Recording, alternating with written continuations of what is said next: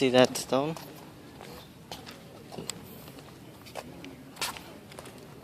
Sometimes you could say it's alien technology. Look at the cutting precision with that. Just from an engineer's standpoint, this is crazy.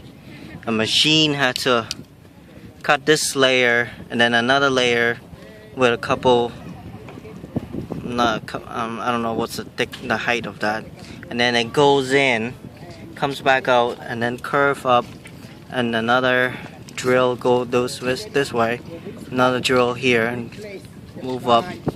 And then it go here and then it curve up. It's not straight down. This, you see how it curve up? Perfectly aligned. I don't think there's any kind of machine can do that right now. Look at the curve.